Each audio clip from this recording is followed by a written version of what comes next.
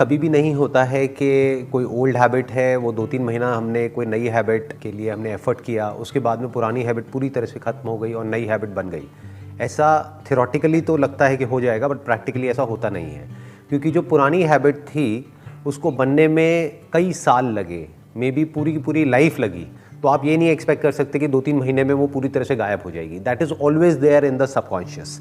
अभी आप कॉन्शियसली 3 महीने तक कोशिश कर रहे हैं अपनी एक नई हैबिट बनाने की, लेकिन जैसे ही आपकी कॉन्शियसनेस वहाँ से हटेगी, मान लो आपकी कॉन्शियसनेस में कुछ और आ जाएगा, अभी कोई प्रॉब्लम चल रही है लाइफ में, उस तरफ ध्यान चला जाएगा, या फिर मे बी प्रोफेशनल लाइफ में या पर्सनल लाइफ में कुछ भी कोई ऐसा थॉट आ जाएगा जहाँ से कि आपका ध्यान वहाँ से हटेगा, तो आप वापस से अपने वही पुराने पैटर्न पे चले जाओगे। This is the problem with creating a new habit. तो इसमें ध्यान क्या रखना है, सबसे पहले तो इस फंडे को क्लियर करना है कि ऐसा नहीं है कि एक बार हमने एक काम किया फिर वो बन गया और हम उसमें सक्सेसफुल हो गए।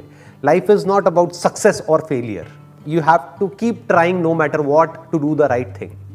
आप ये मत समझो कि मैंने एक नई हैबिट बनाई, that is to chew 32 times, और वो फिर हैबिट मैंने प्रैक्टिस करी मे बी कुछ महीनों तक, अब वो बन गई। उसके बाद में फिर बीच में ऐसा हुआ कि मैं वही अपनी पुरानी हैबिट में चला गया, फिर मैं कॉन्शियस हुआ, मैंने कहा यार ये क्या हो रहा है, मैं तो वापस से उसी पैटर्न पे जा रहा हूँ। फिर वापस से जैसे ही मैं कॉन्शियस हुआ, फिर मैंने एफर्ट किया, फिर दोबारा किया, फिर दोबारा किया, और वो एफर्ट आज भी चल रहा है। ऐसा नहीं है कि वो एफर्ट कभी भी खत्म होने वाला है, because life is an on going struggle to fight with the old and to build something new. This struggle will always be there. तो जैसे हमको ये क्लियर हो जाता है तो अब हमारे अंदर रिग्रेट नहीं होगा।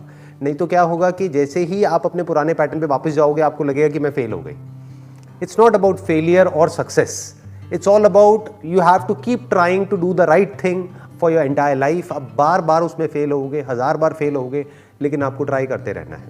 Because you are a doctor, तो आप बड़े आराम से इस बात को समझ पाओगे कि बेसिकली हमारी जो बायोलॉजी है, ये जो ब्रेन है, ये एफर्ट के लिए बनी ही नहीं है। ये बनी है, या जो हमारी जो बायोलॉजी है या जो फिजियोलॉजी है, that is meant for giving us as much of comfort and relaxation as possible. अगर आपकी ब्रेन को चॉइस मिले कि कुछ करने की जरूरत नहीं है, रिलैक्स करो, आराम से बैठे बैठे पूरा दिन टीवी देखते रहो या मोबाइल पे टाइम पास करते रहो या फिर बस सोते रहो, पड़े रहो, आलसी हो जाओ, तो ब्रेन वो ही चूज करेगी।